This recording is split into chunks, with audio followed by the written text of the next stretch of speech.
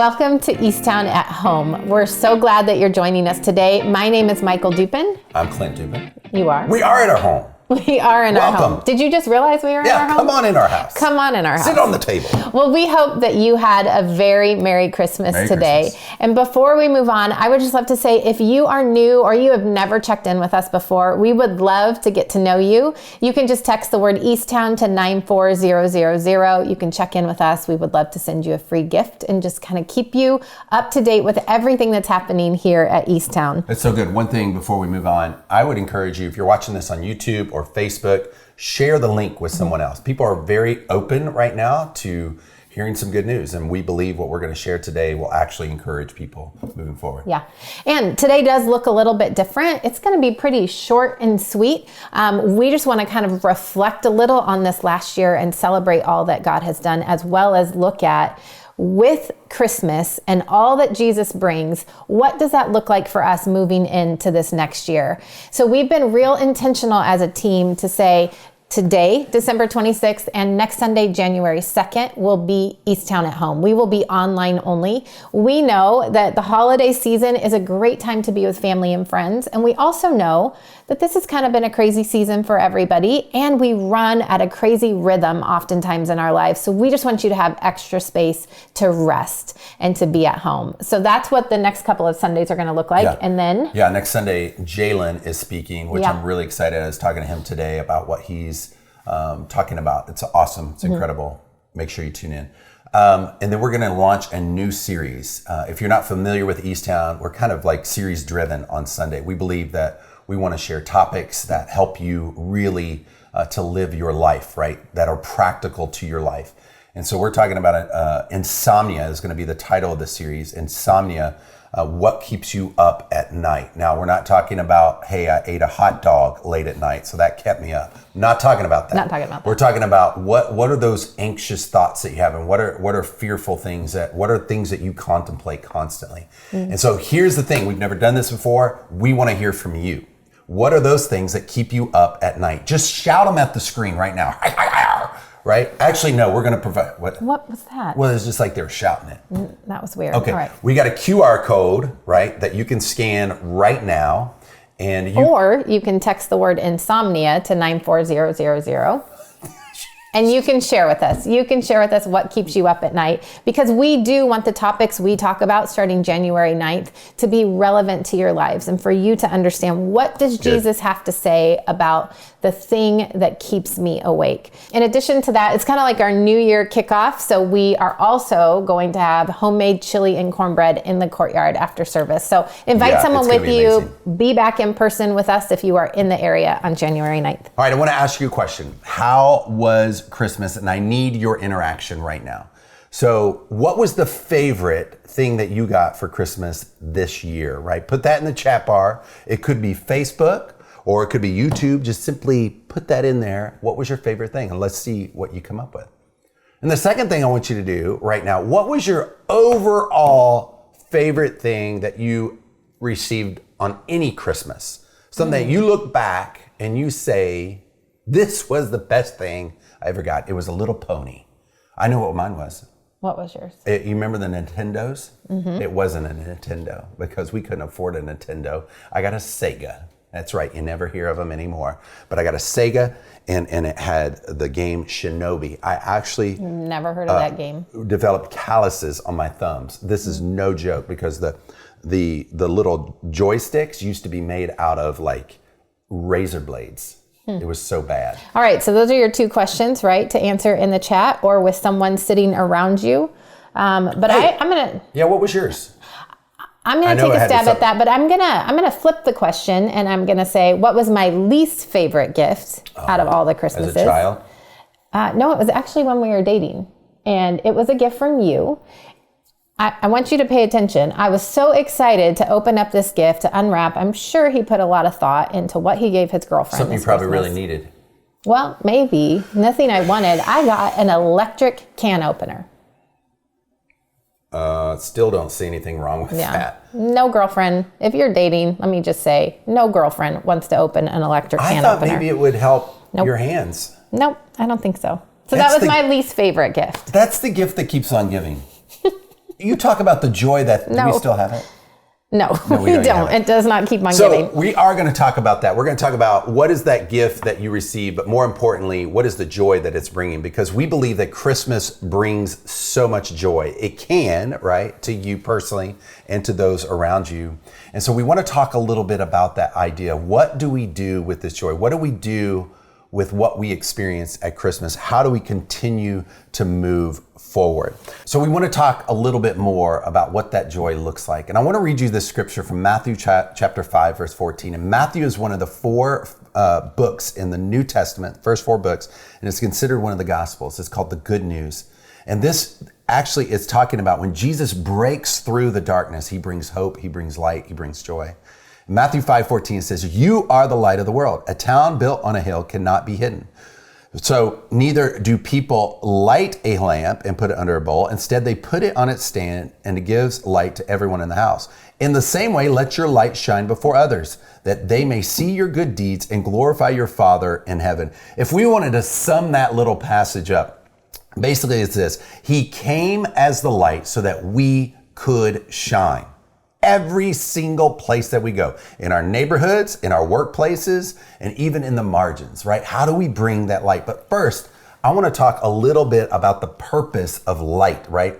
Light is the foundation of life, right? It is catalytic to all things to have life. It illuminates darkness. Even in the darkest rooms, the smallest light changes everything. Now, one of the things that we did when we grew up out east in North Carolina, one of our vacations was my dad took us to the caves in Kentucky. Does that sound like a hot spot for you? Never been, but sure. Would you want to go? I'd love to hear about it. Anyways, we would go to these caves, and I had no idea what to expect. I thought we were just going to show up at like a mouth of a cave and just kind of walk in. No, that's not what we did. We went into this place. They put us in an elevator, and we went down like hundreds of feet. It was crazy. And we would start walking in these caves, and it was kind of lit up so you could see. But then one of the things that they would do, they would say, "We want to show you just how dark it is." And they would turn the lights off.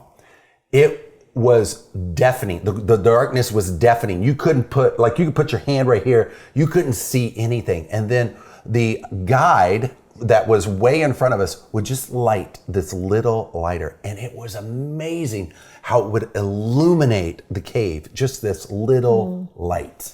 It is amazing because that's the truth about light too, is that light travels. Like it travels faster than anything we know. So I'm sure you're walking around in that dark cave. You can't see anything. I don't think I would like that feeling, but it's like one tiny light travels throughout that cave so quickly. And all of a sudden it's like, okay, it's like you can take a breath and you can see. And the other thing we know about light is that light is meant to be shared. You think about just the guide that had one tiny light, but every single person in that cave had the opportunity to experience it.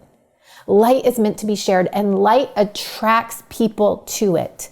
When you talk about this verse that we are a city on a hill, we are meant to shine. That is why Jesus came. It's like as we shine, as we take the hope, joy, and peace that Jesus brings at Christmas, and we are that light wherever it is that we are placed, wherever it is that we live. It's like people are drawn to that. I think about that, especially in this season.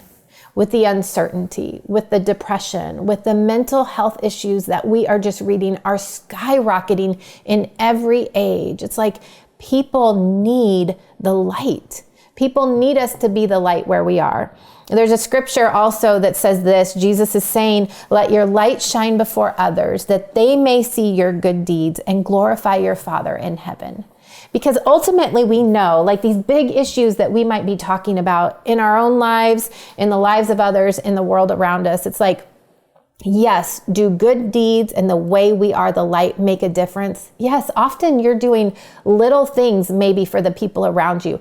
That makes a huge difference. But the reason is not to point them back to you or for them to tell you what a great person you are. The reason we do that is because we want that light to glorify the Father in heaven. We want the light that shines through us to point people to the Creator that loves them so much, to the Creator that is the answer to everything that they're facing. So when you are light, that light travels quickly to others, and that light is something that people are drawn to. I just want you to think for a moment, because I do believe 2022 is an opportunity for us to say, gosh, like take a deep breath. There's been a lot. We don't even know necessarily what's going to unfold in this year ahead of us, but how can I be the light where I live? When you love someone around you that maybe never expected to be loved, or maybe it's someone that you're kind of estranged from, and when there's a simple act of love that they never expected, that travels in your relationship faster than anything. When we show up at a neighbor's door that maybe you think about, you sit here and you're like, honestly, I've been living in this home for a few years, for 10 years, for more. And I think about, there's a lot of my neighbors I don't even know. When you show up at their door and just want to meet them, or you drop something off and bring it to them just to offer a little joy to them, that travels faster than anything you know, or we know.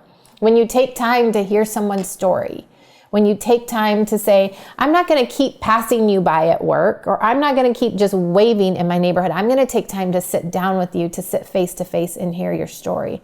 It travels faster than anything else we could do. So the truth is this: the act of love might get their attention, but it is the act that we believe points them to Jesus. Kindness won't change the world, but Jesus will. As we enter into relationship with people through kindness, through the way we get to be the light, we get the opportunity to point them to Jesus, who we know can change their life.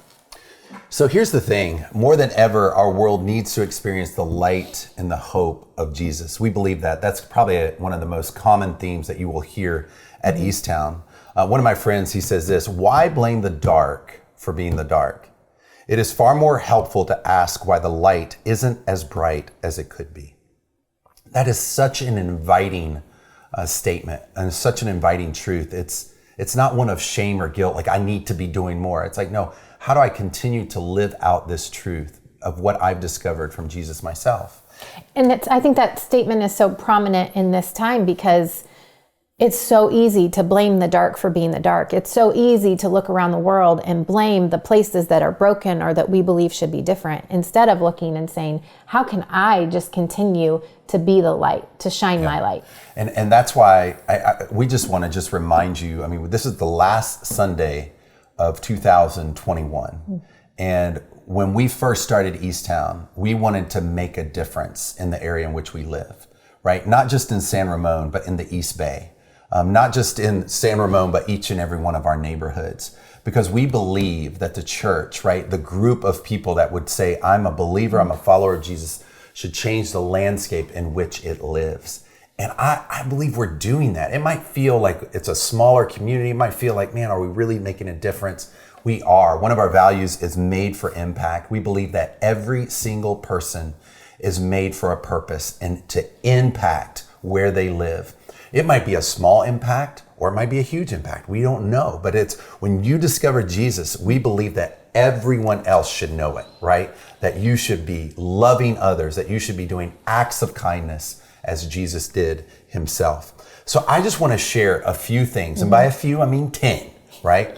This is so incredible. As I was sitting down and we were writing this, I was just looking at what Eastown as a group has done together, right? Together. And then we're going to end very quickly about what are we doing as individuals as well. I think this is so important. So let's look at this, is looking back, right, over 2021, over this past year, what we have been involved in when it comes to loving local and loving global. If you remember the Texas ice storms, we provided basic necessities through our partner church, Restore Austin. Many people didn't have access to food or water. We were able to provide resources so that they could do that. I think about New City Church, which is our church plant that we're investing in because we believe in the church, right? The New City Church, which is in Oakland, right, in the Laurel District. We've committed $25,000 over the next 3 years so that they can start this church up. And it is amazing what New City is doing in that Laurel District of Oakland. And then we have Love Never Fails, right? What have we done with Love Never Fails? This is the anti-human and sex trafficking organization here in the Bay Area that's doing some phenomenal work. Our Eastown groups provided meals to some of the safe homes for women over this past year. We gave over $10,000 to provide rooms for women and children to rescue them off the streets. That's just what we did this year, and we're continuing to partner with them in 2022. Next, we have Capernaum, which is a part of Young Life Ministries, and they are specifically geared towards kids and adults with special needs. And so we've been able to provide over the last year both finances and student volunteers to help with their annual softball tournament, a huge carnival that they put on for all of the students, an ice cream social. We were able to do that and listen to the stories of these incredible kids and their families and how they've been impacted by it. I think about the next one is Run for Education.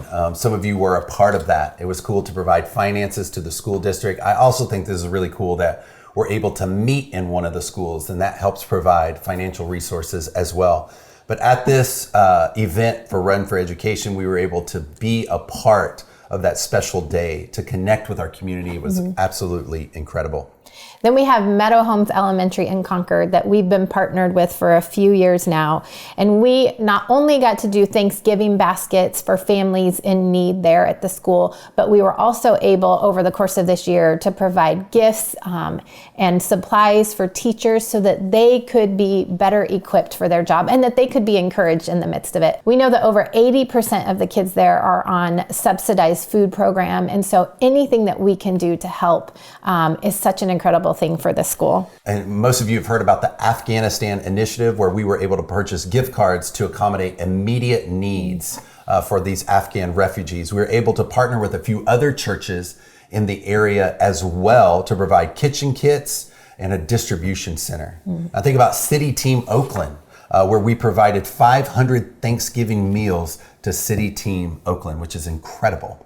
And then we have Oakland Indie Alliance, which really cares for small businesses in the Oakland area. And so a team of people from Eastown had the opportunity to build 2 parklets in this season so that these restaurants could stay open, could have more opportunity to serve people in the midst of all that has happened with COVID. Then the next one is EJI, Equal Justice Initiative, and we love being able to support this organization that really is committed to ending mass incarceration or excessive punishment in the U.S., to challenge places of racial injustice and really to protect the basic human rights of all people, especially vulnerable people in our society today. I think about the one that gets me really excited is Hope Water Project. And we were able to give $30,000 over this past year to provide a clean water well for the Pokot tribe who live in eastern Kenya. Absolutely incredible. And the cool thing is we actually have a group from Easttown heading to Kenya this coming April, really to experience and get to see what we've been able to be a part of.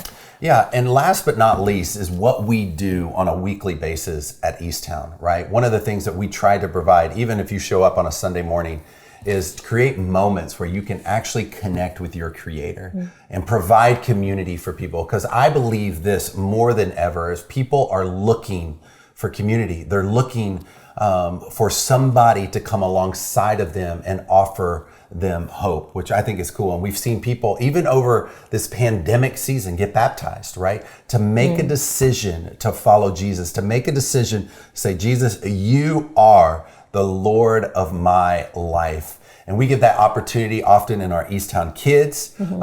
Every single Sunday, we provide that also in our Easttown students. Anything else you want to say about that? Well, I just love hearing stories from parents about listening to their kids go around the house, singing songs that they learned in Easttown Kids, or talking kind of about the big idea. And our kids learning at a very early age that they were created so uniquely, that they're loved so deeply by a God who created them, and that they have the ability, no matter what their age, to make an impact. And so this is something that I love to see as we invest in the next generation. This is something that we talk about often. One of the saddest things would be is if Easttown were to have to close our doors for whatever reason, that we would never be missed in the community in which we are placed.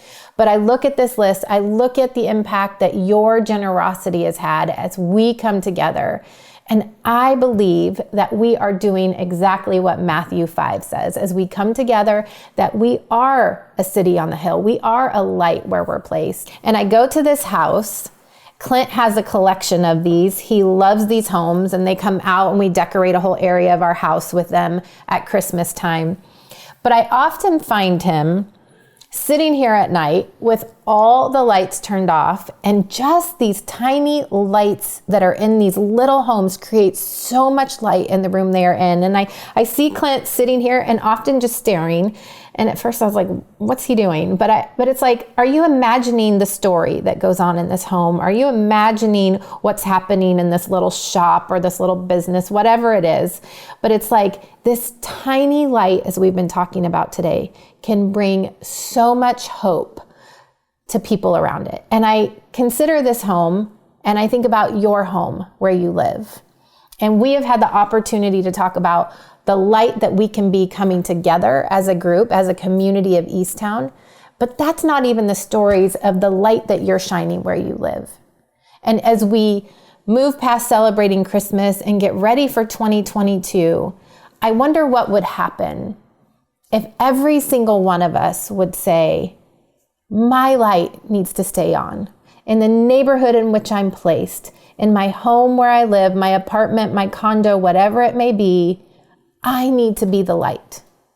And that might be a list over time of just little acts of kindness, little acts of love, not just in your home, in your workplace.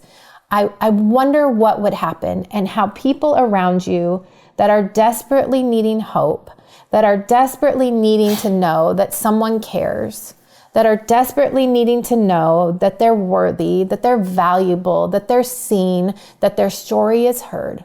What could happen?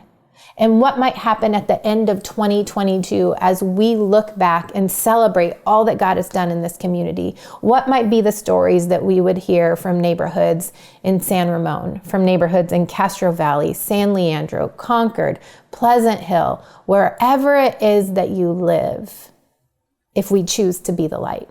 I really believe that that is what God is saying. You look around the darkness in the world, you look around the things that frustrate you or maybe even make you angry. And Jesus is saying, don't point, don't get mad at the dark for being the dark, but just live the way I've created you to be. Be the light. Let your light shine, because that's what I came for, wherever it is that you are placed. That's so good. So as we wrap up 2021, I just want to say from both Michael and I and our family that we are so grateful to be on this journey. And one of the things I never want Eastown to be is a middleman for you, right? And what I mean by that is, hey, I'll be generous to them so I don't have to do anything on my own. It's like, yeah, we can do so much good together, right? As a group, we are better together. We can make more of an impact together.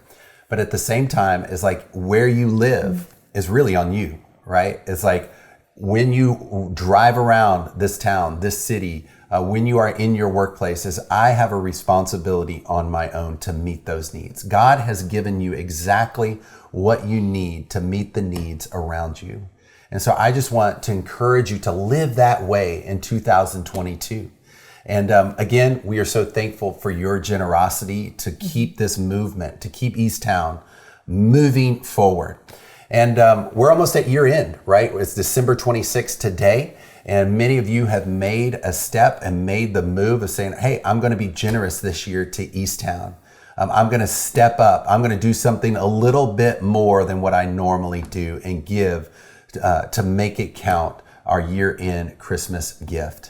And so I just want to say thank you. Thank you for doing that. If you haven't done that yet, maybe today is your day to do that. You can simply go to easttown.church/give. You can see to do that.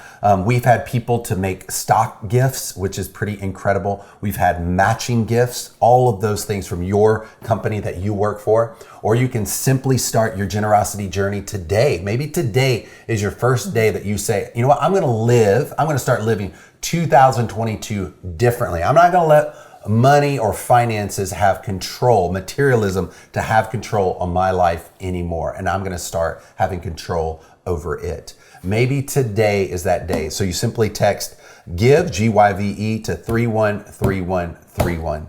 Hey, Merry Christmas. And I want to do a few quick reminders. January 9th is our New Year Kickoff. Be a part of that day, because if you're listening today and we're talking about the light and you feel like my light feels a little dim, that's what we're here for. Sunday mornings, Eastown groups that will be launching at the end of January. This is a place that we come to encourage each other, to kind of rekindle the flame, to relight maybe the light that's in you and equip you as you go out back into your neighborhoods and workplaces. So put it on your calendar. Be with us January 9th as we kick off the new year. Have a great week. Happy New Year.